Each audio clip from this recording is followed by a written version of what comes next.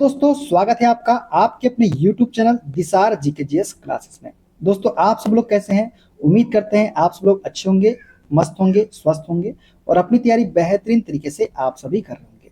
दोस्तों, जैसे कि आपको पता है, हम आपको आरआरबी एएलपी सीबीटी एग्जाम के लिए basic science and engineering drawing के क्वेश्चन करवा रहे हैं, जिसमें हम आपको ये जो बुक है कौटिल्य पब्लिकेशन की, इसी का सॉल्यूशन हम आपको करवा रहे हैं। जिसमें दोस्तों आज हम करने वाले हैं उत्तोलक तथा सरल मशीन के सारे क्वेश्चन, जितने भी क्वेश्चन इस बुक में दिए गए हैं, सारे क्वेश्चन का सॉल्यूशन हम करने वाले हैं विद एक्स्ट्रा फैक्ट के साथ में। दोस्तों, वीडियो अच्छा लगे वीडियो को लाइक कर दीजिएगा, शेयर कर दीजिएगा, कमेंट कर दीजिएगा। चैनल पे नए हैं, चैनल को सब्सक्राइब करके बेल आइकन को प्रेस कर लीजिएगा। और हमसे जुड़ने के लिए, क्लास की अपडेट के लिए आप हमारा टेलीग्राम चैनल ज्वाइन कर सकते हैं। टेलीग्राम चैनल का लिंक मैंने डिस्क्रिप्शन बॉक्स में आपको दे दिया है। तो चलिए दोस्तों, देर ना करते हुए स्टार्ट करते हैं आज का अपना सेशन और देखते हैं लीवर्स एंड सिंपल मशीन से जितने भी क्वेश्चन अभी तक रेलवे एग्जाम में पूछे गए हैं और जितने भी क्वेश्चन इस बुक में दिए गए हैं, उन सारे क्वेश्चन का सॉल्यूशन विद एक्स्ट्रा फैक्ट के साथ में। पहला क्वेश्चन दोस्तों, यदि किसी वास्तविक मशीन का वेग अनुपात 4 है तो इसका अर्थ क्या होगा? दोस्तों, एक वास्तविक मशीन है जिसका वेग अनुपात कितना है? 4 है। अच्छा, एक बात बताइए, वेग अनुपात बराबर क्या होता है? वेग अनुपात होता है, क्या होता है? प्रयास द्वारा चली गई दूरी डिवाइडेड बाई लोड द्वारा चली गई दूरी। यही तो होता है हमारा वेग अनुपात। हमको बोला है वेग अनुपात 4 है, बराबर क्या हो जाएगा? प्रयास द्वारा चली गई दूरी डिवाइडेड बाई लोड द्वारा चली गई दूरी। तो लोड इधर आ जाएगा तो क्या हो जाएगा? 4L बराबर पी के। मतलब इससे हमको ये समझ में आया कि जो प्रयास द्वारा चली गई दूरी है, ये लोड द्वारा चली गई दूरी से क्या है? 4 गुना अधिक दूरी है। मतलब जो प्रयास द्वारा चली गई दूरी है वो लोड द्वारा चली गई दूरी से 4 गुना अधिक दूरी तय करता है। तो ऑप्शन नंबर पहला वाले इसका क्या हो जाएगा? करेक्ट आंसर हो जाएगा। ठीक है, आयास लोड द्वारा तय की गई दूरी से 4 गुना अधिक दूरी तय करता है। ठीक है, क्लियर? आगे बढ़ते हैं नेक्स्ट क्वेश्चन की ओर। यदि किसी मशीन की दक्षता 80% है तो इसका क्या अर्थ होता है? दोस्तों, यदि किसी मशीन की दक्षता 80% है तो इसका मतलब हुआ कि मशीन में इनपुट की कितनी हानि होगी? 20% की हानि होगी। ठीक है दोस्तों, यदि किसी मशीन की दक्षता 80% है तो इसका अर्थ है कि मशीन में इनपुट ऊर्जा का 80% भाग ही उपयोगी कार्य में रूपांतरित हुआ है तथा 20% भाग उपयोगी कार्य में रूपांतरित नहीं हुआ। अर्थात 20% भाग जो है घर्षण, उष्मा और शोर जैसी हानियों में क्या हो गया? बर्बाद हुआ है। तो ऑप्शन क्या हो जाएगा इसका सही? Right answer option number D वाला हो जाएगा। मशीन में इनपुट की 20% हानि होती है। ठीक है, आगे बढ़ते हैं नेक्स्ट क्वेश्चन की ओर। व्हील बैरो किस श्रेणी के उत्तोलक का उदाहरण है? बताइए दोस्तों, व्हील बैरो जो होता है ये किस श्रेणी के उत्तोलक का उदाहरण है? तो दोस्तों, द्वितीय श्रेणी के उत्तोलक का उदाहरण है ना व्हील बैरो। कैसे? देखिए दोस्तों, व्हील बैरो में क्या होता है, हमको पता है FLE आपको याद रखने के लिए बोला गया है। FLE से मतलब क्या है मेरा? अगर फलक्रम बीच में है तो फर्स्ट लीवर, यदि लोड बीच में है तो सेकेंड लीवर, यदि एफर्ट बीच में है तो थर्ड लीवर। जो व्हील बैरो होता है ना दोस्तों, उसमें लोड जो होता है वो कहाँ होता है? बीच में होता है। और एफर्ट कहाँ पे होता है? सामने चक्के की ओर होता है। ये फलक्रम कहाँ होता है? सामने चक्के में होता है। और एफर्ट हम कहाँ लगाते हैं? उसके हाथ में लगाते हैं। मतलब हाथ पकड़ते हैं, वहां पे हम एफर्ट लगाते हैं। तो व्हील बैरो में लोड कहाँ पे है? बीच में है। इसका मतलब ये हुआ कि व्हील बैरो जो है वो द्वितीय श्रेणी का उत्तोलक है। ठीक है दोस्तों, व्हील बैरो जो है द्वितीय श्रेणी के लीवर का उदाहरण है। लीवर की द्वितीय श्रेणी में भार जो होता है बीच में होता है, आयास बल एक सिरे पर होता है और फलक्रम जो होता है वो दूसरे सिरे पर होता है। ठीक है, क्लियर? आगे बढ़ते हैं। एक सरल मशीन का उपयोग करके किसी वस्तु को स्थानांतरित करने के लिए जिस बल की आवश्यकता होती है उसे क्या कहा जाता है? दोस्तों, एक सरल मशीन का उपयोग करके किसी वस्तु को स्थानांतरित करने के लिए जिस बल की आवश्यकता होती है ना, उसे हम क्या बोलते हैं? उसे हम बोलते हैं एफर्ट। यदि हम एफर्ट ही नहीं लगाएंगे तो क्या किसी वस्तु को स्थानांतरित कर पाएंगे? हमको बल लगाना पड़ेगा ना, एफर्ट लगाना पड़ेगा, तभी तो वो वस्तु स्थानांतरित होगी। तो उसे हम बोलते हैं आयास, मतलब एफर्ट। दोस्तों, एक सरल मशीन का उपयोग करके किसी वस्तु को स्थानांतरित करने के लिए जिस बल की आवश्यकता होती है उसे आयास या फिर एफर्ट कहा जाता है। ठीक है, आगे बढ़ते हैं नेक्स्ट क्वेश्चन की ओर। यदि 120 किलोग्राम द्रव्यमान की एक मशीन को 40 किलोग्राम बल द्वारा 60 मीटर की ऊंचाई तक उठाया जाता है और 14 मीटर चला जाता है तो वेग अनुपात की गणना कीजिए। हमसे क्या पूछा है? वेग अनुपात क्या होगा? दोस्तों, क्वेश्चन को आप सबसे पहले पढ़ा कीजिए और देखिए कि क्या हमसे पूछा है और क्या क्या हमको दिया है। कभी कभी क्वेश्चंस में क्या होता है ना, कुछ चीज की वैल्यू हमको, मतलब क्वेश्चन में किसी चीज का मान दिया है, उसकी कोई वैल्यू नहीं है उस क्वेश्चन में, और हम डायरेक्टली उसका आंसर निकाल सकते हैं। जैसे इस क्वेश्चन में देखिए, ये जो 120 किलोग्राम और ये 40 किलोग्राम दिख रहा है, इसकी कोई वैल्यू नहीं है इस क्वेश्चन में। क्यों नहीं है? क्योंकि हम जानते हैं वेलोसिटी रेशियो बराबर क्या होता है, वेलोसिटी रेशियो बराबर होता है प्रयास द्वारा चली गई दूरी डिवाइडेड बाई लोड द्वारा चली गई दूरी। यही तो होता है वेलोसिटी रेशियो। अब एक चीज देखिए, प्रयास द्वारा चली गई दूरी जो है वो कितनी है, वो 14 मीटर है। प्रयास हमने 14 मीटर का लगाया, प्रयास द्वारा चली गई दूरी।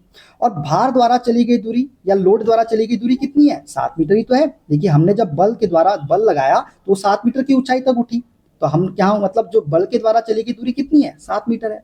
और प्रयास कितना हुआ, 14 मीटर। अब उसको हमने उठाया, 7 मीटर की ऊंचाई पे हमने लोड को उठाया, ठीक है। अब उसके बाद हम चलना शुरू किया, तो हम एफर्ट लगा रहे हैं ना, चल रहे हैं ना, और चल के कहाँ गए, 14 मीटर चले गए। मतलब हमने प्रयास कितना लगाया, 14 मीटर लगाया। और यही तो हमसे पूछा है वेलोसिटी रेशियो। वेलोसिटी रेशियो क्या होता है, लोड प्रयास द्वारा चली गई दूरी डिवाइडेड बाई लोड द्वारा चली गई दूरी। तो आप देखिए प्रयास द्वारा चली गई दूरी जो है वो हमने लगाई 14 मीटर, और लोड द्वारा या भार द्वारा चली गई दूरी कितनी है, 7 मीटर। 7 से काट दीजिए, तो जो हमारा वेलोसिटी रेशियो का मान होगा वो कितना होगा, 2 होगा। क्या हमको यहाँ पे किलोग्राम द्रव्यमान की जरूरत पड़ी क्या, पड़ी क्या यहाँ पे द्रव्यमान की जरूरत नहीं पड़ी ना। हमको तो सिर्फ प्रयास द्वारा चली गई दूरी का मान पता करना था और लोड द्वारा चली गई दूरी, हमारा वेलोसिटी रेशियो निकल जाता। तो क्वेश्चन को पढ़ा कीजिए, मतलब पढ़ने के बाद उसको सोचिए समझिए फिर उसको सॉल्व कीजिए। क्या होता है, कई बार हम क्वेश्चन को देखते हैं और लगता है कि बहुत कठिन क्वेश्चन है, हम उसको छोड़ के आगे बढ़ जाते हैं और होता वो क्वेश्चन छोटा सा है, ठीक है। तो इस चीज का आप जरूर ध्यान रखिएगा, ठीक है ना। आगे बढ़ते हैं नेक्स्ट क्वेश्चन की ओर। निम्न में से कौन सा तृतीय श्रेणी का उत्तोलक नहीं है। दोस्तों तृतीय श्रेणी का उत्तोलक किसे बोलते हैं, जब एफर्ट बीच में होता है। जब एफर्ट कहां पे होता है, बीच में होता है। चिमटी की बात करें तो चिमटी में एफर्ट बीच में लगाते हैं हम लोग, बिल्कुल लगाते हैं। चिमटा इस प्रकार से होता है ना, इस प्रकार से चिमटा होता है। यहां हम लोड रखते हैं, यहाँ पे लोड रखते हैं। ये क्या है, हमारा फलक्रम है। ये वाला भाग क्या है, फलक्रम। और एफर्ट हम यही तो लगाते हैं, ये वाले भाग में। तो एफर्ट बीच में होता है तृतीय श्रेणी में, तो चिमटी तो क्या है, तृतीय श्रेणी का उत्तोलक है। एक पहिए का ठेले की बात करें दोस्तों, तो एक पहिए का ठेले में क्या होता है, ये एक पहिए का ठेला है दोस्तों, इस प्रकार से होता है एक पहिए का ठेला। यहाँ पे हमारा ये होता है और ये यहाँ पे होता है पकड़ने का डंडा इसका। अब देखिए एक पहिए के ठेले में जो फलक्रम है वो कहाँ पे है, किनारे में है। एफर्ट हम कहाँ लगा रहे हैं, यहाँ लगा रहे हैं। और लोड कहाँ होगा, लोड बीच में होगा। तो मतलब लोड बीच में है, मतलब एक पहिए का ठेला किसका आ गया, द्वितीय श्रेणी का उत्तोलक है। तो यही तृतीय श्रेणी का उत्तोलक नहीं है। हॉकी स्टिक की बात करें तो ये भी तृतीय श्रेणी का उत्तोलक है। स्टेपलर की बात करें तो ये भी तृतीय श्रेणी का उत्तोलक है। जो एक पहिए का ठेला है वो तृतीय श्रेणी का उत्तोलक नहीं है, द्वितीय श्रेणी का उत्तोलक है, ठीक है दोस्तों। तृतीय श्रेणी उत्तोलक में आलंब एक सिरे पर होता है तथा आलंब व भार के बीच प्रयास बल लगाया जाता है, मतलब एफर्ट लगाया जाता है। चिमटी हो गया, हॉकी स्टिक हो गया, स्टेपलर हो गया, ये सभी तृतीय श्रेणी के उदाहरण हैं। जबकि एक पहिए का ठेला जो है ये तृतीय श्रेणी का उत्तोलक नहीं है, ये द्वितीय श्रेणी के उत्तोलक का उदाहरण है, ठीक है। आगे बढ़ते हैं। लगाए गए बल को संतुलित करने के लिए लगने वाले प्रतिरोध और लगाए गए बल के अनुपात को कहा जाता है। तो लगाए गए बल को संतुलित करने के लिए लगने वाले प्रतिरोध और लगाए गए बल के अनुपात को हम क्या बोलते हैं, यांत्रिक लाभ बोलते हैं। क्या बोलते हैं, यांत्रिक लाभ। यांत्रिक लाभ क्या होता है, यांत्रिक लाभ होता है लोड बटे एफर्ट, लोड बटे एफर्ट। तो लगाए गए बल और प्रतिरोध मतलब एफर्ट का अनुपात क्या कहलाता है, यांत्रिक लाभ कहलाता है, ठीक है। क्लियर दोस्तों, लगाए गए बल को संतुलित करने के लिए लगने वाले प्रतिरोध और लगाए गए बल के अनुपात को यांत्रिक लाभ कहा जाता है। यांत्रिक लाभ का उपयोग किसी मशीन के प्रदर्शन का आकलन करने और यांत्रिक प्रणाली द्वारा बल में लाभ की गणना करने के लिए किया जाता है। किसी गियर ट्रेन में संचालक मतलब ड्राइवर गियर में डैश दाते हैं, जबकि संचालित फॉलोअर गियर में 10 दाते हैं। संचालक ड्राइवर गियर के प्रत्येक 16 चक्र के लिए संचालित फॉलोअर गियर 40 चक्कर घूमता है। तो हमसे क्या पूछा है, संचालक मतलब ड्राइवर गियर में कितने दांत होते हैं, ये पूछा है हमको, ठीक है। तो आप कुछ मत करिए, ड्राइवर गियर के दांत T1 बराबर ड्राइवर गियर के गियर कितने होते हैं, मतलब चक्कर N1, T1 N1 बराबर कर दीजिए T2 N2, बस कुछ मत कीजिए। T1 N1 बराबर कर दीजिए T2 N2, ठीक है। T1 हमको क्या करना है, निकालना है। N1 हमको कितना दिया गया है, ये दिया गया है 16 चक्कर। T2 हमको कितना दिया गया है, 10 दिया गया है। और N2 कितना दिया गया है, हमको 40 दिया गया है। बस इतना सा आपको करना है। अब इसको सॉल्व कर लेते हैं, तो कितना निकल के आएगा हमारा, 4 से काट देते हैं, 4 चौक 16, 4 दहम 40, 4 चौक 16, 4 दहम 40। ठीक है। अब इसके बाद क्या हुआ, ये हो गया 10 दहम 100, 100 को 4 से जब काटते तो कितना आता है, 25 आता है। तो जो होगा हमारा T1, उसमें कितने दांत होंगे, 25 दांत होंगे। कितने दांत होंगे, 25 दांत होंगे। ऑप्शन नंबर डी इसका करेक्ट आंसर हो जाएगा। ठीक है, क्लियर, आगे बढ़े, आगे बढ़ते हैं। यदि हम तृतीय श्रेणी के उत्तोलक में बल भुजा की लंबाई और भार भुजा की लंबाई में तुलना करते हैं तो निम्न में से कौन सा सही होगा, ये हमसे पूछा है। तो दोस्तों हम जानते हैं तृतीय श्रेणी के उत्तोलक की बात करते हैं तो उसमें क्या होता है, एफर्ट बीच में होता है। ये मान लेते हैं हमारी एक लीवर है, ये हमारा क्या है, एक लीवर है, जिसमें एफर्ट कहाँ पे होता है, एफर्ट हमारा होता है बीच में। एफर्ट कहाँ पे होता है, बीच में। फलक्रम एक किनारे पे होगा और लोड कहाँ पे होगा, वो एक किनारे पे होगा। तो हमसे पूछा है बल भुजा की लंबाई और भार भुजा की लंबाई।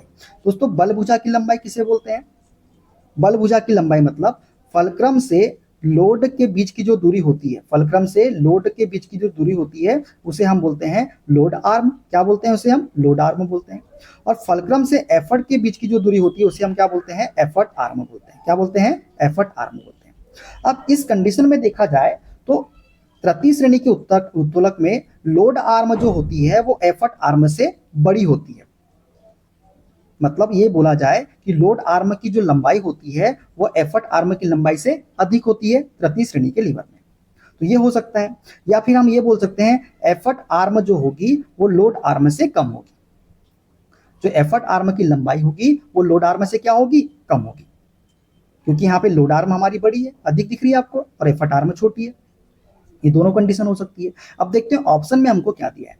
बल भुजा की लंबाई हमेशा भार भुजा की लंबाई से कम होती है। तो बिल्कुल सही बात है, बल भुजा मतलब एफर्ट आर्म की लंबाई जो होती है वो भार भुजा की लंबाई मतलब लोड आर्म से क्या होती है, हमेशा कम होती है। बिल्कुल सही बात है। बल भुजा की लंबाई मतलब एफर्ट आर्म की, एफर्ट आर्म की लंबाई जो होगी हमेशा लोड आर्म की लंबाई से क्या होगी, कम होगी। तो पहला इसका क्या हो जाएगा, करेक्ट आंसर हो जाएगा। ठीक है, क्लियर, आगे बढ़ते हैं। डैश उत्तोलक को बीम को पकड़ने के लिए बियरिंग या अन्य उपकरण की आवश्यकता होती है। तो दोस्तों कौन सा उत्तोलक है जिसके बीम को पकड़ने के लिए बियरिंग या अन्य उपकरण की आवश्यकता होती है, तो वो है हमारा तृतीय श्रेणी का उत्तोलक। तृतीय श्रेणी के उत्तोलक को बीम को पकड़ने के लिए बियरिंग या अन्य उपकरण की हमको आवश्यकता होती है। दोस्तों तृतीय श्रेणी उत्तोलक में बीम को पकड़ने के लिए बियरिंग या अन्य उपकरण की आवश्यकता होती है। यह उत्तोलक एक प्रकार है जिसमें वजन एक छोर पर होता है और आधार कहाँ पे होता है, बीच में होता है, और एक छोर पर बल लगाया जाता है। ठीक है, क्लियर, आगे बढ़ते हैं। एक समान मीटर पैमाने का वजन 75 ग्राम है। इसे 50 सेंटीमीटर के निशान पर टिकाया गया है। 40 ग्राम के एक द्रव्यमान को 20 सेंटीमीटर के निशान पर और 50 ग्राम के एक द्रव्यमान को 90 सेंटीमीटर के निशान पर रखा जाता है। इसमें 20 ग्राम के एक अन्य द्रव्यमान को कहां पर रखे जाने पर यह पैमाना संतुलन की स्थिति में होगा, ये हमसे पूछा है। दोस्तों एक स्केल है जिसका वजन है 75 ग्राम। अब ये 75 ग्राम है, इसका मतलब ये हुआ कि जो स्केल होगा ये 75 ग्राम जो होगा ये स्केल के बीचों बीच में होगा, और बोला भी है कि बीचों बीच में होगा मतलब 50 सेंटीमीटर के निशान पर ही होगा ये। अब टिकाया गया मतलब 50 सेंटीमीटर के निशान पे, मतलब बीचों बीच तो 50 सेंटीमीटर ही होगा, तो बीचों बीच में ही होगा 75 ग्राम, मतलब फलक्रम जो होगा वो कहाँ होगा, बीचों बीच में होगा। उसके बाद बोलता है 40 ग्राम के एक द्रव्यमान को 20 सेंटीमीटर के निशान पर और 50 ग्राम के एक द्रव्यमान को 90 सेंटीमीटर के निशान पर रखा जाता है। तो 40 ग्राम के द्रव्यमान को जो है दोस्तों कहाँ पे रखा जाता है, 20 सेंटीमीटर के निशान पर, और 50 ग्राम के द्रव्यमान को कहाँ रखा जाता है, 90 सेंटीमीटर के निशान पर रखा जाता है। और पूछा है कि 20 ग्राम के एक अन्य द्रव्यमान को कहां पर रखा जाए कि यह पैमाना संतुलन की स्थिति में हो। तो दोस्तों एक चीज बताइए, आप 20 किलोग्राम के पैमाने को इधर रखेंगे तो इसका वजन तो ज्यादा हो जाएगा, तो ये नीचे की ओर आने लगेगा। तो क्या यहाँ पे रख सकते हैं, क्या हमको रखना पड़ेगा 40 ग्राम के द्रव्यमान को कहाँ पे, इस साइड में कहीं। मान लेते हैं यहाँ पे रखा हुआ है हमारा 20 ग्राम का कोई द्रव्यमान, हमको नहीं पता कितने सेंटीमीटर के निशान पे। ठीक है, तो हम जानते हैं ये जो दूरी है यहां से लेके यहां तक, फलक्रम से लेके यहां तक के जो 40 ग्राम के द्रव्यमान के बीच की जो दूरी है वो कितनी है, ये है 10, 20, 30 सेंटीमीटर। तो 40 ग्राम का द्रव्यमान जो है वो 30 सेंटीमीटर के निशान पे रखा है, दूरी कितनी है, 30 सेंटीमीटर है। प्लस 20 ग्राम का हमको पूछा है कहाँ रखा जाना चाहिए, तो मान लेते हैं x दूरी पे रुकना चाहिए, x दूरी पे रखा जाना चाहिए। और हमसे बोला है 50 ग्राम का एक द्रव्यमान है जो कहाँ पे रखा गया है, 90 सेंटीमीटर पे। मतलब यहाँ से लेके यहाँ तक की जो दूरी है वो कितनी हो जाएगी, 40 सेंटीमीटर हो जाएगी। 1 10 20 30 40, तो 40 सेंटीमीटर हो जाएगा। अब इसको सॉल्व करेंगे तो कितना हो जाएगा, ये हो जाएगा 1200 प्लस 20x बराबर 2000 के। ठीक है, 2000 में से 1200 माइनस करेंगे दोस्तों तो कितना बचेगा, 800 बचेगा। और 800 बराबर क्या हो जाएगा, 20x के हो जाएगा। 800 बराबर क्या हो जाएगा, 20x के हो जाएगा। तो x बराबर क्या हो जाएगा, 20 से काट देते हैं, 20 चौ 80, 20 शून्यम शून्य, तो x बराबर हमारा आ गया कितना, 40 सेंटीमीटर। अब आप लोग बोलेंगे 40 सेंटीमीटर आ गया सर, तो डायरेक्टली लगा लीजिए आंसर। कहीं दिख रहा है आपको 40 सेंटीमीटर यहाँ पे? ये जो x का मान निकल के आया ना दोस्तों, ये बीच की दूरी आई है। मतलब जो 20 ग्राम का द्रव्यमान जो है ना, उसकी और फलक्रम के बीच की दूरी कितनी होगी, 40 सेंटीमीटर होगी। जो 20 ग्राम का द्रव्यमान को रखने की बात कर रहा है, उसके और फलक्रम के बीच की दूरी कितनी है, 40 सेंटीमीटर है। तो ये हमको समझ में आ गया, 40 सेंटीमीटर हमको फलक्रम से लेना है। तो फलक्रम से अगर हम 40 सेंटीमीटर आगे लेते हैं तो ये हमको समझ में आया कि जो हमारा 20 ग्राम का द्रव्यमान है, अगर हम उसको 10 सेंटीमीटर के निशान पे रखते हैं, तब ये इसके बीच की दूरी कितनी होगी, 40 सेंटीमीटर होगी। होगी कि नहीं होगी? तो ये हमको पता चल गया कि जो 20 ग्राम का द्रव्यमान है उसको कहाँ रखना पड़ेगा, 10 सेंटीमीटर के निशान पर रखना पड़ेगा। तो इसका राइट आंसर क्या होगा, ऑप्शन नंबर सी वाला होगा। तो जो x निकल के आता है ना दोस्तों, वो दूरी निकल के आती है फलक्रम से उस द्रव्यमान के बीच की दूरी। ठीक है, क्लियर? तो राइट आंसर क्या होगा, 10 सेंटीमीटर के निशान पे। यदि हम 20 ग्राम के द्रव्यमान को 10 सेंटीमीटर के निशान पे रखते हैं तो जो पैमाना होगा वो कैसी स्थिति में होगा, संतुलन की स्थिति में होगा। क्लियर? आगे बढ़े, आगे बढ़ते हैं। हमने कोशिश की है दोस्तों अच्छे से समझाने की, आपको उम्मीद करते हैं कि आपको अच्छे से समझ में आया होगा। आगे बढ़ते हैं नेक्स्ट क्वेश्चन की ओर। क्लास 2 लीवर में प्रयत्न और भार किस दिशा में होते हैं? दोस्तों क्लास 2 लीवर में प्रयत्न और भार जो है ना, ये एक ही दिशा मतलब समान दिशा में होते हैं। ठीक है, निम्न में से कौन सा तृतीय श्रेणी के उत्तोलक का उदाहरण है? बताइए दोस्तों, तृतीय श्रेणी के उत्तोलक का उदाहरण कौन सा है? तृतीय श्रेणी में क्या होता है, एफर्ट बीच में होता है फलक्रम और लोड के। तो बर्फ उठाने की चिमटी की बात करें तो ये तो है तृतीय श्रेणी का उदाहरण। कैसे? ये उस प्रकार से चिमटी होती है ना, आपको पता है। लोड यहाँ पे होता है, यहाँ पे हम बर्फ, यहाँ पे बर्फ होता है तो टुकड़ा, यहाँ पे हम लगाते हैं एफर्ट, और ये होता है हमारा फलक्रम। तो एफर्ट हमारा बीच में है, तो एफर्ट जब बीच में है तो ये क्या हो जाएगा, तृतीय श्रेणी का उदाहरण हो जाएगा।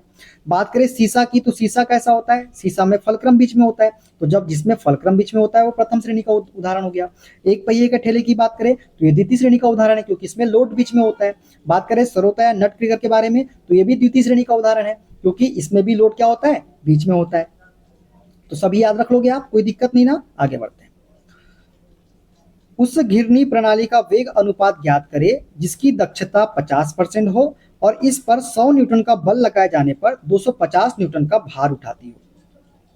तो वेग अनुपात क्या होता है दोस्तों? सबसे पहले तो क्वेश्चन देखिए, वेग अनुपात पूछा है तो वेग अनुपात होता है, हमको पता है, प्रयास द्वारा चली गई दूरी डिवाइडेड बाई लोड द्वारा चली गई दूरी, ये होता है। और दक्षता क्या होती है? दक्षता बराबर होता है mechanical advantage divided by velocity ratio into में 100, ये होती है हमारी दक्षता। अब हमको दोस्तों वेलोसिटी रेशियो पता है क्या? नहीं, ये तो हमको बताना है। मैकेनिकल एडवांटेज पता है क्या? नहीं। तो मैकेनिकल एडवांटेज हम निकाल सकते हैं क्या? बिल्कुल निकाल सकते हैं। मैकेनिकल एडवांटेज क्या होता है दोस्तों? मैकेनिकल एडवांटेज होता है लोड बटे एफर्ट। लोड बटे एफर्ट होता है कि नहीं होता, सभी को पता है। लोड कितना है दोस्तों? लोड दिया गया है हमको कितना, 250, और एफर्ट हम कितना लगा रहे हैं, 100 न्यूटन का लगा रहे हैं। तो 10 से 10, तो हमारा मैकेनिकल एडवांटेज जो आएगा वो कितना आएगा, 2.5 आएगा, 2.5 आ जाएगा। अब मान रख लेते हैं दक्षता कितनी है, 50% है। दक्षता कितनी है, 50% है। मैकेनिकल एडवांटेज कितना निकाले हमने, 2.5 निकाले, 2.5 निकाले divided by velocity ratio into में क्या हो जाएगा, 100 हो जाएगा। ठीक है, एक पॉइंट हटेगा तो नीचे क्या आ जाएगा, 10 आ जाएगा। या फिर मैं 1 0 काट देता हूँ 100 में से, कोई दिक्कत नहीं। 25 से काट देता हूँ, 25 दूनी 50, 25 दूनी 50, तो क्या हो जाएगा, ये 2 वेलोसिटी रेशियो बराबर क्या आ जाएगा, 10 के आ जाएगा, आ जाएगा 2 वेलोसिटी रेशियो बराबर 2 से इसको मैं काट देता हूँ 5 बार में, तो वेलोसिटी रेशियो का मान कितना निकल के आ गया, 5 निकल के आ गया कि नहीं आ गया। ऑप्शन नंबर कौन सा सही हो जाएगा, डी वाला इसका करेक्ट आंसर हो जाएगा। समझ गए कैसे करना है इस क्वेश्चन को, आगे बढ़ते हैं। प्लायर और कैंची की एक जोड़ी को डैश क्लास 1 लीवर के रूप में माना जाता है। दोस्तों प्लायर और कैंची जो होते हैं ना, इसे क्या माना जाता है, तो इसे डबल क्लास 1 लीवर के रूप में माना जाता है। किसके रूप में, डबल क्लास 1 लीवर के रूप में। ठीक है दोस्तों, प्लायर और कैंची की एक जोड़ी को डबल क्लास 1 लीवर के रूप में जाना जाता है। डबल क्लास 1 लीवर में भार आयास और आधार के बीच में स्थित होता है। ठीक है, आगे बढ़ते हैं नेक्स्ट क्वेश्चन में। यदि हम क्लास 2 लीवर में एफर्ट आर्म लेंथ की तुलना लोड आर्म लेंथ से करें तो निम्न में से कौन सही है, ये हमसे पूछा है। देखिए क्लास 2 लीवर में क्या होता है, लोड बीच में होता है। ये हम मान लेते हैं हमारी एक लीवर है, इसमें लोड कहाँ पे होता है, बीच में होता है। एक तरफ होता है हमारा फलक्रम और एक तरफ होता है हमारा एफर्ट। ठीक है, अब एक चीज देखिए कि फलक्रम से लोड के बीच की जो दूरी होती है उसे हम क्या बोलते हैं, लोड आर्म बोलते हैं। क्या बोलते हैं इसे हम, लोड आर्म बोलते हैं। और फलक्रम से एफर्ट के बीच की जो दूरी होती है उसे हम क्या बोलते हैं, एफर्ट आर्म बोलते हैं। क्या बोलते हैं, एफर्ट आर्म बोलते हैं। इसमें कोई कंफ्यूजन किसी को नहीं ना। अब बोल रहा है यदि हम क्लास 2 लीवर में एफर्ट आर्म लेंथ की तुलना लोड आर्म लेंथ से करें तो कौन सा सही होगा। तो हमको एक चीज समझ में आ गया, जो एफर्ट आर्म होगी उसकी लंबाई लोड आर्म से क्या होगी, अधिक होगी। एफर्ट आर्म की लंबाई लोड आर्म की लंबाई से क्या होगी, अधिक होगी। या दूसरे शब्दों में हम बोले लोड आर्म की लंबाई एफर्ट आर्म की लंबाई से कम होगी। दोनों ही हो सकता है। तो हमेशा एफर्ट आर्म लोड आर्म से कम होगा। क्या एफर्ट आर्म लोड आर्म से कम होता है क्या, तो ये एफर्ट आर्म लोड आर्म से कम है क्या, नहीं, ये तो गलत। हमेशा एफर्ट आर्म बराबर लोड आर्म होगा क्या, ये भी गलत। हमेशा एफर्ट आर्म अधिक होगी लोड आर्म लेंथ से। हाँ बिल्कुल बात सही बात है, एफर्ट आर्म हमेशा बड़ी होगी किससे, लोड आर्म से। तो ऑप्शन सी वाला ही इसका करेक्ट आंसर हो जाएगा। ठीक है, क्लियर, आगे बढ़ते हैं। किसी मशीन की दक्षता कभी भी डैश नहीं हो सकती। तो किसी भी मशीन की दक्षता दोस्तों कभी भी 100% नहीं हो सकती। दोस्तों किसी मशीन की दक्षता कभी भी 100% नहीं हो सकती। आउटपुट कार्य हमेशा इनपुट कार्य से कम होता है, क्योंकि कुछ इनपुट कार्य का उपयोग घर्षण को दूर करने के लिए किया जाता है। इसलिए दक्षता हमेशा 100% से क्या होती है, कम होती है। ठीक है, आगे बढ़ते हैं। कोई लोड पाने के लिए लगाए जाने वाले बल को डैश कहा जाता है। तो लोड पाने के लिए लगाए जाने वाले बल को क्या बोलते हैं, प्रयत्न बोलते हैं, एफर्ट बोलते हैं। ठीक है, आगे बढ़ते हैं। यदि हम क्लास 1 लीवर में एफर्ट आर्म लेंथ की तुलना लोड आर्म लेंथ से करें तो निम्न में से कौन सही होगा, ये हमसे पूछा है। दोस्तों ये होता है लीवर, और फर्स्ट लीवर में क्या होता है, फलक्रम हमारा बीच में होता है। तो जरूरी थोड़ी ना है कि बीचों बीच ही होगा। मान लेते हैं यहाँ पे एफर्ट है हमारा और यहाँ पे हमारा लोड है, तो कभी ये लोड के पास हो सकता है, कभी ये एफर्ट के पास भी हो सकता है। बीच में तो है ये दोनों के। तो इससे हमको एक चीज समझ में आया कि जो एफर्ट आर्म लेंथ और लोड आर्म लेंथ ये अधिक भी होती है, लेंथ से अधिक भी हो सकती है, कम भी हो सकती है, या इसके बराबर भी हो सकती है। तो क्लास 1 लीवर में एफर्ट आर्म लेंथ की तुलना लोड आर्म लेंथ से करते हैं तो effort arm length load arm length से अधिक हो सकती है, कम हो सकती है, या फिर इसके बराबर भी हो सकती है। तो ऑप्शन नंबर ए वाला इसका करेक्ट आंसर हो जाएगा। ठीक है, आगे बढ़ते हैं नेक्स्ट क्वेश्चन की ओर। कार्य करते समय घर्षण के प्रभाव के कारण मशीन का कार्य आउटपुट कार्य इनपुट डैश होता है। दोस्तों यदि हम कोई मशीन पे कार्य कर रहे हैं, अब उसमें घर्षण प्रभाव है, तो जाहिर सी बात है जो कार्य आउटपुट होगा वो कार्य इनपुट से क्या होगा, हमेशा कम होगा। क्या होगा, हमेशा कम होगा। एक बात बताइए, हमने एक मशीन को 500 वाट की इनपुट दिया। ठीक है, हमने क्या किया, 500 वाट की इनपुट दिया। अब उस मशीन में क्या हुआ, घर्षण उत्पन्न हुआ। तो मशीन ने क्या की, हमको ये 500 वाट ना देकर हमको दे दी 200 वाट। 200 वाट दी। हमने तो इनपुट दिया था 500 वाट का, लेकिन मशीन ने हमको क्या की, 200 वाट का ही आउटपुट दी। तो घर्षण की वजह से क्या हुई, कुछ हानि हुई। तो इससे हमको ये चीज समझ में आया कि जो आउटपुट होता है, कार्य आउटपुट जो होता है वो कार्य आउटपुट जो होता है, ये कार्य आउटपुट है।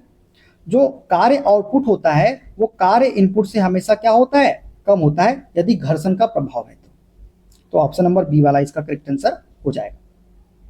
ठीक है, आगे बढ़ते हैं। 5 यूनिट प्रयत्न किसी 10 यूनिट लोड पर लगाया जाता है। प्रयत्न और लोड के माध्यम से तय की गई दूरी क्रमशः 50 और 20 यूनिट है। इस मशीन की दक्षता ज्ञात करें, ये हमसे बोला है। अच्छा, दक्षता क्या होती है दोस्तों? दक्षता होती है mechanical advantage divided by velocity ratio into में 100। यही होती है दक्षता। दक्षता बोला है तो डायरेक्टली हमने फॉर्मूला लिख लिया, ये होती है। क्या मेरे को मैकेनिकल एडवांटेज दिया गया? क्या नहीं दिया गया है। क्या वेलोसिटी रेशियो दिया गया है? क्या नहीं दिया गया है। लेकिन मुझे लोड और एफर्ट दिया गया है, और लोड आर्म दिया गया है, मतलब प्रयास द्वारा चली गई दूरी भी दिया गया है, और एफर्ट आर्म भी दिया गया है। तो मैकेनिकल एडवांटेज मैं निकाल सकता हूँ, बिल्कुल निकाल सकता हूँ, क्योंकि हम जानते हैं मैकेनिकल एडवांटेज बराबर होता है लोड बटे एफर्ट के। लोड बटे एफर्ट के। लोड कितना है दोस्तों? लोड हमको दिया गया है 10 यूनिट। 10 यूनिट क्या है? लोड है। एफर्ट कितना है? 5 यूनिट हमका एफर्ट लगा रहे हैं। तो मैकेनिकल एडवांटेज कितना आ गया? 2 आ गया। उसी तरह वेलोसिटी रेशियो अगर हम निकालें तो वेलोसिटी रेशियो क्या होता है? प्रयास द्वारा चली गई दूरी। तो प्रयास द्वारा चली गई दूरी कितनी है? 50 है। और लोड के माध्यम से तय की दूरी कितनी है? 20 है। तो 1 0 से 1 0, 2 दूनी 4, 2 पंचे 10। तो हमारा जो वेलोसिटी रेशियो निकल के आया वो कितना निकल के आया? 2.5। बस यहाँ मान रख देते हैं। मैकेनिकल एडवांटेज कितना है? 2 है। वेलोसिटी रेशियो कितना है? 2.5 है। और इंटू में क्या हो जाएगा? 100 हो जाएगा। एक पॉइंट हटेगा तो ऊपर 1 0 बढ़ जाएगा। 25 से काट देते हैं, 25 चौ 100, 25 शून्य शून्य, 40 इंटू 2 करेंगे तो 80% जो होगी इसकी क्या होगी? दक्षता होगी। ऑप्शन नंबर कौन सा सही हो जाएगा? ऑप्शन नंबर ए वाला इसका करेक्ट आंसर हो जाएगा। ठीक है, क्लियर दोस्तों? आगे बढ़े, आगे बढ़ते हैं। क्लास 2 लीवर के संबंध में निम्न में से कौन सा कथन सही है, ये हमसे पूछा है। क्लास 2 लीवर की बात हो रही है। आधार प्रयत्न के नजदीक, अच्छा क्लास 2 को बना लेते हैं, ये हमारा लीवर है। क्लास 2 में क्या होता है? लोड बीच में होता है। लोड क्या होता है? बीच में होता है। एक तरफ होता है फलक्रम और एक तरफ क्या होता है? एफर्ट। ये होता है हमारा फलक्रम और होता है हमारा एफर्ट। ठीक है, क्या बोलता है? आधार जो है प्रयत्न के नजदीक होता है। आधार जो होता है वो किसके नजदीक होता है? प्रयत्न के, मतलब फलक्रम जो होता है वो प्रयत्न के नजदीक होता है क्या? नहीं, गलत बात, पहला गलत। यांत्रिक लाभ हमेशा 1 से कम होता है? नहीं दोस्तों, यांत्रिक लाभ हमेशा 1 से अधिक होता है इसमें। ठीक है, तो ये भी गलत। प्रयत्न लोड और आधार के बीच में होता है। दोस्तों प्रयत्न बीच में होता है क्या? नहीं, लोड बीच में होता है, तो ये भी गलत। लोड जो है प्रयत्न और आधार के बीच में होता है, बिल्कुल सत्य बात है। लोड जो होता है ये प्रयत्न और आधार के बीच में होता है, तो डी वाला ही इसका क्या हो जाएगा? करेक्ट आंसर हो जाएगा। ठीक है, आगे बढ़ते हैं नेक्स्ट क्वेश्चन की ओर। निम्न में से कौन सा क्लास 1 लीवर नहीं है? सीसा क्लास 1 लीवर है। सरोता नट क्रैकर जो है ये तो क्लास 2 का लीवर है। प्लायर्स कैची सीजर ये सभी क्लास 1 के लीवर है। तो सरोता नट क्रैकर जो है दोस्तों ये श्रेणी 2 का लीवर है, ना कि क्लास 1 का। दोस्तों सरोता नट क्रैकर क्लास 1 लीवर नहीं है, क्योंकि इसमें आलंब एवं प्रयास के बीच में क्या होता है? भार होता है, अतः यह क्लास 2 का लीवर है। जबकि सीसा हो गया, प्लायर्स हो गया, कैची हो गया, इसमें आलंब प्रयास और भार के बीच में होता है, अतः ये क्लास 1 के क्या है? लीवर है। ठीक है, आगे बढ़ते हैं नेक्स्ट क्वेश्चन की ओर। क्लास 3 लीवर के संबंध में निम्न में से कौन सा कथन सही है? क्लास 3 में क्या होता है दोस्तों? एफर्ट हमारा कहाँ पे होता है? मध्य में होता है। एक तरफ होता है हमारा फलक्रम और एक तरफ होता है हमारा क्या? लोड। तो इससे समझ में आ गया कि जो एफर्ट है वो कहाँ पे होगा? बीच में। प्रयत्न जो होगा वो लोड और आधार के बीच में होगा, बिल्कुल सत्य बात है। बी वाला इसका करेक्ट आंसर हो जाएगा। ठीक है, आगे बढ़ते हैं नेक्स्ट क्वेश्चन की ओर। क्लास 3 लीवर में प्रयत्न और भार किस दिशा में होते हैं? तो दोस्तों क्लास 3 लीवर में प्रयत्न और भार जो होते हैं ना, ये समान दिशा में होते हैं। किस दिशा में होते हैं? समान दिशा में होते हैं। ऑप्शन ए इसका करेक्ट आंसर हो जाएगा। ठीक है, आगे बढ़ते हैं नेक्स्ट क्वेश्चन की ओर। वर्ग 1 लीवर में प्रयास और भार डैश में चलते हैं। तो वर्ग 1 लीवर में प्रयास और भार जो होते हैं ना, ये विपरीत दिशाओं में चलते हैं। कौन सी दिशाओं में चलते हैं? विपरीत दिशाओं में चलते हैं। प्रयास और भार कहाँ चलते हैं? विपरीत दिशाओं में चलते हैं। ठीक है, देखते हैं अगला क्वेश्चन। आमतौर पर डैश के प्रभाव के कारण किसी मशीन का कार्य उत्पादन हमेशा कार्य निवेश से कम होता है। तो अभी बताया घर्षण के प्रभाव के कारण क्या होता है? मशीन का कार्य उत्पादन हमेशा कार्य निवेश से कम प्राप्त होता है। ठीक है, आगे बढ़ते हैं नेक्स्ट क्वेश्चन की ओर। एक साधारण मशीन की दक्षता को डैश के रूप में परिभाषित किया गया है। तो दोस्तों साधारण मशीन की दक्षता बराबर क्या होता है? दक्षता बराबर होता है मैकेनिकल एडवांटेज मतलब यांत्रिक लाभ डिवाइडेड बाय वेलोसिटी रेशियो। तो mechanical advantage divided by velocity ratio option number C वाला इसका करेक्ट आंसर हो जाएगा। ठीक है, आगे बढ़ते हैं नेक्स्ट क्वेश्चन की ओर। आदर्श मशीनें वे काल्पनिक मशीनें हैं जो घर्षण रहित होती है। आदर्श मशीनें कैसी होती है? घर्षण रहित होती है दोस्तों। यदि किसी मशीन की दक्षता 100% है तो उसे आदर्श मशीन कहा जाता है और इसकी दक्षता हमेशा क्या होती है? 1 होती है। ठीक है, आगे बढ़ते हैं नेक्स्ट क्वेश्चन की ओर। 30 किलोग्राम और 15 किलोग्राम वजन वाले दो बच्चे झूले के एक तरफ आलंब से क्रमशः 1 मीटर और 1.2 मीटर की दूरी पर बैठे हैं। m किलोग्राम का एक लड़का झूले के दूसरी तरफ आलंब से 1.2 मीटर की दूरी पर बैठता है और झूला संतुलन की अवस्था में है, तो m का मान ज्ञात कीजिए। यह है दोस्तों हमारा सीसा। ये हमारा क्या है? फलक्रम। एक 30 किलोग्राम और 15 किलोग्राम। 30 किलोग्राम का बच्चा 1 मीटर की दूरी पे बैठा है, तो मान लेते हैं ये 30 किलोग्राम का बच्चा है और यहाँ से यहाँ तक की दूरी कितनी है? 1 मीटर है। उसी प्रकार 15 किलोग्राम का बच्चा यहाँ पे कहीं बैठा है और यहाँ से लेके यहाँ तक की दूरी कितनी है? 1.2 मीटर है। यहाँ पे बैठा है 15 किलोग्राम। हमसे पूछा है m किलोग्राम का एक लड़का झूले की दूसरी तरफ, मतलब यहाँ पे कोई m किलोग्राम का लड़का है जो दूसरी तरफ बैठा है और इसकी दूरी कहाँ है? यहाँ से लेके यहाँ तक 1.2 मीटर है। तो हमको पता चल गया 30 किलोग्राम का लड़का कितनी मीटर की दूरी पे बैठा है? 1 मीटर की दूरी पे, प्लस 15 किलोग्राम का लड़का 15 इंटू 1.2 मीटर की दूरी पे, और m किलोग्राम का लड़का 1.2 मीटर की दूरी पे बैठा है। बस इसको बराबर कर लेंगे, हो जाएगा। तो कितना हो जाएगा? 30 और 15 12 18, 15 दूनी 30 18, तो ये कितना हो जाएगा? 15 दूनी 30 की शून्य, हासिल का है 1 3, 15 का 15 3 18, तो 30 प्लस 18 कितना हो जाएगा? 30 प्लस 18 48, तो 48 बराबर क्या हो जाएगा? m इंटू 1.2, तो 48 बटे 1.2 कर देंगे, 48 बटे 1.2, तो पॉइंट हटेगा, ऊपर जीरो चले जाएगा, बाहर से काट देते हैं, 12 48, बाहर शून्य शून्य। तो जो m किलोग्राम का लड़का होगा वो कहाँ बैठेगा? 40 किलोग्राम का लड़का होगा जो कि 1.2 मीटर की दूरी पे बैठाया जाएगा, तो उसका वजन कितना होगा? 40 किलोग्राम होगा। ठीक है, क्लियर? आगे बढ़ते हैं नेक्स्ट क्वेश्चन की ओर। निम्न में से कौन सा प्रथम श्रेणी के उत्तोलक का उदाहरण है? बताइए, प्रथम श्रेणी में फलक्रम बीच में होता है। फलक्रम किस में बीच में होता है? सरोते में होता है क्या? नहीं, सेकंड लीवर है ये तो। बर्फ उठाने की चिमटी की बात करें, ये कौन सा है? थर्ड लीवर है। कैंची की बात करें, ये फर्स्ट लीवर है। एक पहिए का ठेला सेकंड लीवर है। तो दोस्तों पहले सी वाला इसका करेक्ट आंसर हो जाएगा, प्रथम श्रेणी का उत्तोलक। ठीक है, आगे बढ़ते हैं। उस घिरनी प्रणाली पुली सिस्टम का यांत्रिक लाभ ज्ञात करें जिसकी दक्षता 60% हो और रस्सी को 12 मीटर खींचने पर भार 3 मीटर ऊपर उठता है। मतलब जो एफर्ट है वो कितना लगा रहे हैं हम? 12 मीटर, मतलब प्रयास द्वारा चली गई दूरी एक मान से बोला जाए तो कितनी है? 12, और जो लोड द्वारा चली गई दूरी कितनी है? 3 है। हमसे पूछा क्या है? यांत्रिक लाभ, मैकेनिकल एडवांटेज। मैकेनिकल एडवांटेज हमको निकालना है, हमको दक्षता दी गई है, तो दक्षता का जो फॉर्मूला होता है वो क्या होता है? Mechanical advantage divided by velocity ratio into 100, यही तो होता है। अब एक बात बताइए, हमको वेलोसिटी रेशियो नहीं दिया गया है, मैकेनिकल एडवांटेज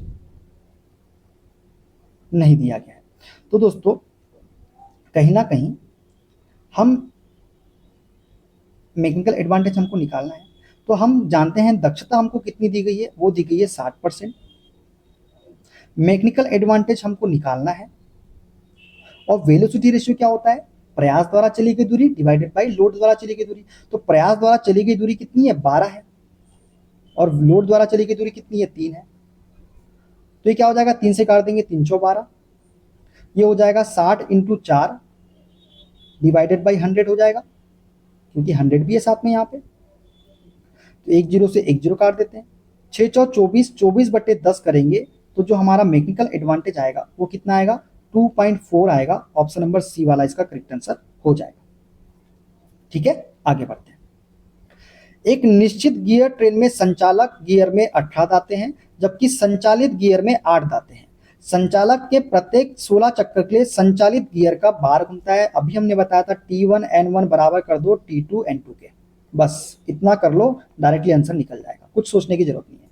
T1 का मान कितना है दोस्तों? T1 का मान है 18, N1 मतलब N1 जो होगा वो संचालक होगा, तो संचालक के में N1 का मान कितना है, 16 है। T2 कितना दिया गया है, 8 दिया गया है। N2 हमको निकालना है। ठीक है, 8 से काट दीजिए, 8 दूनी 16, 18 दूनी 36, तो N2 का मान कितना निकल के आएगा, 36 निकल के आएगा। ऑप्शन नंबर ए इसका करेक्ट आंसर हो जाएगा। ठीक है, आगे बढ़े, आगे बढ़ते हैं। उस घिरनी प्रणाली की दक्षता ज्ञात कीजिए जिसका यांत्रिक लाभ 2.5 हो और जहां रस्सी को 10 मीटर खींचने पर भार 2.5 मीटर ऊपर उठता हो। क्या पूछा है हमसे, दक्षता। दक्षता क्या होता है दोस्तों, दक्षता होता है बराबर mechanical advantage divided by velocity ratio into में 100, यही होता है। यांत्रिक लाभ हमको दिया गया है दोस्तों कितना, 2.5 डिवाइडेड वेलोसिटी रेशियो क्या होता है, प्रयास द्वारा चली गई दूरी डिवाइडेड बाय लोड द्वारा चली गई दूरी। तो प्रयास द्वारा तो 10 मीटर का प्रयास है और लोड कितना होता है, 2.5 मीटर, तो प्रयास द्वारा चली गई दूरी कितनी है, 10 है, और लोड द्वारा चली गई दूरी कितनी है, 2.5 है, और गुना में क्या हो जाएगा, 100 हो जाएगा। तो पॉइंट हटेगा तो ऊपर एक जीरो आ जाएगा, तो 25 से काट देते हैं, 25 चौ 100, 4 से ये 100 कट जाएगा 25 बार में, और 25 इंटू 25 करेंगे तो 625, और एक अंक के बाद दशमलव, तो 62.5% जो होगी इसकी दक्षता होगी। ऑप्शन नंबर सी इसका करेक्ट आंसर हो जाएगा। ठीक है, आगे बढ़ते हैं। एक समान मीटर पैमाने का वजन 50 ग्राम है, इसे 70 सेंटीमीटर के निशान पर टिकाया गया है। इस पर 40 ग्राम द्रव्यमान को कहां पर रखा जाना चाहिए ताकि यह संतुलन की अवस्था में रहे। दोस्तों एक स्केल है हमारे पास में, ये ऐसा मान लीजिए कोई स्केल है, उसका वजन है 50 ग्राम। 50 ग्राम है मतलब वो स्केल के बीचों बीच में होगा, बीचों बीच में होगा 50 ग्राम है। तो ये मान लेते ये हमारा स्केल जो है यहाँ 0 से लेकर 100 तक होता है, तो कहाँ पे होगा 50 ग्राम का, 50 सेंटीमीटर के निशान पे होगा। अब बोला इसे 70 सेंटीमीटर के निशान पर टिकाया गया है, मतलब टिकाया गया मतलब फलक्रम जो होगा ना वो यहाँ पे होगा 70 सेंटीमीटर के निशान पर। फलक्रम कहाँ पे होगा, 70 सेंटीमीटर के निशान पर, क्योंकि यहीं पे टिकाया गया है। बोल रहा है 40 ग्राम द्रव्यमान को कहां पर रखा जाना चाहिए ताकि यह संतुलन। अब जाहिर सी बात है 40 ग्राम के द्रव्यमान को कहां रखना पड़ेगा हमको कि ये संतुलन की अवस्था में रहे। अब ये फलक्रम ये है दोस्तों, यहाँ 50 ग्राम का वजन है, तो हमको जाहिर सी बात है 40 ग्राम के वजन को इधर ही कहीं रखना होगा। हमको नहीं पता कहां रखना है, हमने बोले कि इधर ही कहीं रहेगा। तो ये समझ में आ गया, 50 ग्राम को 70 सेंटीमीटर के निशान पे टिकाया गया, तो 50 इंटू इनके बीच की दूरी कितनी आ जाएगी, इनके बीच की दूरी 50 से 70 मतलब 20 सेंटीमीटर बराबर, ये 40 ग्राम को मान लेते हैं x सेंटीमीटर के निशान पे टिकाया गया, 40 इंटू एक्स, यहाँ से लेके यहाँ तक की दूरी कितनी है, x है। बस सॉल्व कर लेते हैं, एक जीरो से एक जीरो काट देते हैं, 2 से काट देते हैं, 2 दूनी 4, 2 से काट देते हैं 25 बार में, तो x हमारा जो आ गया वो आ गया 25 सेंटीमीटर का। कितना आ गया, 25 सेंटीमीटर आ गया। अब जल्दबाजी में इंसान क्या करेगा, डायरेक्ट 25 सेंटीमीटर में निशान लगेगा, हो गया 25 सेंटीमीटर के निशान पर। दोस्तों 25 सेंटीमीटर इसका आंसर नहीं है, ये तो वो दूरी है फलक्रम से लेके वो जो 40 ग्राम का द्रव्यमान है उसके बीच की दूरी है। अब फलक्रम 70 सेंटीमीटर के निशान पर है दोस्तों, और 40 ग्राम के द्रव्यमान को 25 सेंटीमीटर की दूरी पर रखना है, तो 70 प्लस 25 करेंगे, 70 प्लस 25 करेंगे तो कितना आएगा, 95 सेंटीमीटर आएगा। तो जो 40 ग्राम का द्रव्यमान होगा वो कितने सेंटीमीटर के निशान पर होगा, 95 सेंटीमीटर के निशान पर टिकाया गया होगा। कहां पे होगा, 95 सेंटीमीटर के निशान पर। तो ऑप्शन नंबर क्या हो जाएगा इसका, सी वाला करेक्ट आंसर हो जाएगा, ना कि ए वाला। तो ये चीज आप जरूर याद रखिएगा, जो एक्स का मान निकल के आता है वो उनके बीच की दूरी निकल के आती है, फलक्रम से जो द्रव्यमान रखा गया है उसके बीच की दूरी निकल के आती है। ठीक है, क्लियर, आगे बढ़ते हैं नेक्स्ट क्वेश्चन की ओर। निम्न में से कौन सा द्वितीय श्रेणी के उत्तोलक का उदाहरण है। तो द्वितीय श्रेणी के उत्तोलक का उदाहरण कौन सा होता है, जिसमें लोड बीच में होता है। एक पहिए का ठेला, इसमें ही तो लोड बीच में होता है, ऑप्शन बी करेक्ट हो जाएगा। बर्फ उठाने की चिमटी थर्ड श्रेणी का लीवर है। सीसा फर्स्ट श्रेणी का लीवर है। प्लायर किसका है, चलिए कमेंट बॉक्स में बताइए। ठीक है, आगे बढ़ते हैं। एक भार को स्थानांतरित करने के लिए लगाया गया प्रयास 15 इकाई है और मशीन का लाभ 3 है, तो भार ज्ञात कीजिए। तो हमको पता है मैकेनिकल एडवांटेज बराबर क्या होता है, मैकेनिकल एडवांटेज बराबर होता है लोड बटे एफर्ट के, यही तो होता है।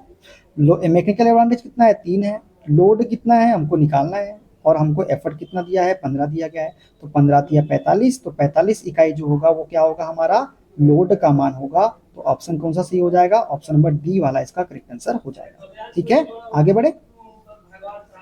एक निश्चित गियर ट्रेन में संचालक गियर में 24 दांते हैं, जबकि संचालित गियर में 8 दांते हैं, तो संचालक ड्राइवर के प्रत्येक डैश चक्कर के लिए संचालित गियर 36 बार घूमता है। बताइए T1N1 अभी बताए थे, T1N1 बराबर T2N2, बस यही लगाना है आपको, कुछ नहीं करना है। T1 जो है ये संचालक गियर में दांत है, कितने हैं? 24 है। N1 जो है ये संचालक दांत में जो घूम रहा है, चक्कर है, उसकी संख्या है, तो हमसे तो उसी के बारे में पूछा है संचालक के, तो N1 रख लेते हैं यहाँ पे। T2 क्या है? संचालित गियर में दांते हैं, तो कितने हैं? 8 है। N2 क्या है? संचालित गियर कितने बार घूम रहा है, वही चक्कर है, N2 कितने बार? 36 बार। बस इसको सॉल्व कर लीजिए। 8 तिया 24, 3 से काट देंगे, 3 एकम 3, 3 दूनी 6, 12, तो N1 कितना आ जाएगा चक्कर? N1 आ जाएंगे 12 चक्कर। तो ऑप्शन नंबर सी वाला इसका करेक्ट आंसर हो जाएगा। ठीक है, क्लियर? आगे बढ़े, आगे बढ़ते हैं। यदि कोई मशीन एक भार L को पार करती है और भार द्वारा तय की गई दूरी LD है, तो भार द्वारा किया गया कार्य क्या होगा? तो भार द्वारा किया गया कार्य होगा L इंटू LD, मतलब भार इंटू भार भुजा की लंबाई। ठीक है, L इंटू LD। ठीक है, क्योंकि हम जानते हैं कार्य बराबर क्या होता है? बल गुना बल की दिशा में विस्थापन। तो बल क्या है यहाँ पे? L ले लेते हैं, LD क्या है? विस्थापन है, तो L into LD। Option number A वाला ही इसका करेक्ट आंसर हो जाएगा। ठीक है, क्लियर? आगे बढ़ते हैं। एक चरखी प्रणाली पुली सिस्टम की दक्षता का पता लगाए जिनका यांत्रिक लाभ 3.6 है, जहां रस्सी को 8 मीटर खींचने पर भार 1.6 मीटर ऊपर उठ जाता है। अब ये क्वेश्चन आप बनाएंगे और इसका आंसर आप कमेंट बॉक्स में देंगे, क्योंकि इसके पहले सेम क्वेश्चन हमने आपको सॉल्व करवाया। ठीक है, आगे बढ़ते हैं। चलिए, सरल मशीन का वेग अनुपात डैश द्वारा तय की गई दूरी और मशीन में डैश द्वारा तय की गई दूरी का अनुपात होता है। तो वेग अनुपात क्या होता है? प्रयास द्वारा चली गई दूरी डिवाइडेड बाई लोड द्वारा चली गई दूरी या भार द्वारा चली गई दूरी। तो प्रयास द्वारा, श्रम द्वारा तय की गई दूरी और मशीन में भार द्वारा तय की गई दूरी। ऑप्शन नंबर सी इसका करेक्ट आंसर हो जाएगा। ठीक है, आगे बढ़े, आगे बढ़ते नेक्स्ट क्वेश्चन की ओर। 24 किलोग्राम और 16 किलोग्राम के दो बच्चे किसी शीशा के एक तरफ आलम्ब से क्रमशः 1 मीटर और 0.625 मीटर की दूरी पर बैठे हैं। यदि उस शीशा के दूसरे तरफ m किलोग्राम वजन का एक लड़का फलक्रम से 1.6 मीटर की दूरी पर बैठता है, तो शीशा संतुलन कर स्थिति में कब आएगा, ये पूछा है और m का मान हमको बताना है। आप कुछ मत बनाइए, डायरेक्ट आप करिए। 24 किलोग्राम का लड़का है, कितने मीटर की दूरी पर बैठा है? 1 मीटर की दूरी पे, प्लस 16 किलोग्राम का लड़का है, कितने मीटर की दूरी पर बैठा है? 0.625 मीटर की दूरी पर। और पूछा है m किलोग्राम का, कहा? तो m इंटू बुला लीजिए x, कितनी दूरी मीटर की दूरी पे बैठता है? 1.6। बस आप डायरेक्ट बनाइए इसको आप। तो ये कितना हो जाएगा? 24। तो ये हो जाएगा हमारा 24 प्लस 16 का टेबल पड़ी, 16 पंचे 80 की शून्य हासिल का है 8, 16 दूनी 32 और 8 40 की शून्य हासिल का है 4, 16 छक 96 और 4 100। कितने अंक के बाद दशमलव है? 3 अंक के बाद 1 2 3 अंक, तो ये आ गया 10। तो 24 और 10 कितना हो गया? 34। 34 बटे क्या करेंगे? 1.6 कर देंगे और बराबर में एक आ जाएगा, m आ जाएगा। तो 1.6 में तो पॉइंट हटेगा तो ऊपर एक 0 आ जाएगा।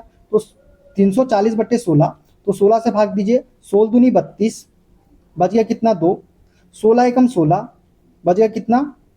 4, लगाए दशमलव उतारे शून्य, 16 दूनी 32, फिर कितना बच गया? 8, 16 पंचे 80, तो 21.25 जो होगा इसका करेक्ट आंसर होगा ऑप्शन नंबर ए वाला। ठीक है, आगे बढ़े, आगे बढ़ते हैं। एक निश्चित गियर ट्रेन में चालक के 32 जाते हैं, जबकि फॉलोअर के 20 जाते हैं। चालक के प्रत्येक टर्न पर फॉलोअर डैश बार बदल जाता है, कुछ नहीं, N1 T1N1 T1 into N1 बराबर कर लो आप T2 इंटू N2, बस यही करो आप। T1 कितना है हमारा? चालक के दांत कितने हैं? 32 है। चालक कितने चक्कर? 25 टर्न में घूम रहा है, प्रत्येक चक्कर 25 का है। T2 कितना है हमारे पास में? 20 दांत है T2 के, N2 हमको निकालना है, बस सॉल्व कर लीजिए। क्या करें? 5 24 55 25, 4 8 32, 8 पंचे 40, तो N2 कितना निकल के आ गया हमारा? 40 निकल के आ गया। ऑप्शन कौन सा सही हो जाएगा? सी वाला करेक्ट आंसर हो जाएगा। ठीक है, वर्ग 1 लीवर में प्रयास डैश दिशा में होता है। दोस्तों, एक फर्स्ट लीवर में प्रयास जो होता है ना, वो एक ही दिशा में होता है। ऑप्शन नंबर बी वाला इसका करेक्ट आंसर हो जाएगा। ठीक है, आगे बढ़ते हैं। निम्न में से कौन प्रथम श्रेणी के लीवर का उदाहरण है? तो बताइए दोस्तों, बर्फ उठाने का चिमटा थर्ड श्रेणी का लीवर है, ठेला गाड़ी सेकंड लीवर का है, सरोता की बात करें तो सरोता किसका होता है? बताइए, सरोता जो होता है ये प्रथम श्रेणी का नहीं, सरोता प्रथम श्रेणी का नहीं होता दोस्तों, सेकंड श्रेणी का होता है। सरोता किसका होता है? सेकंड श्रेणी का।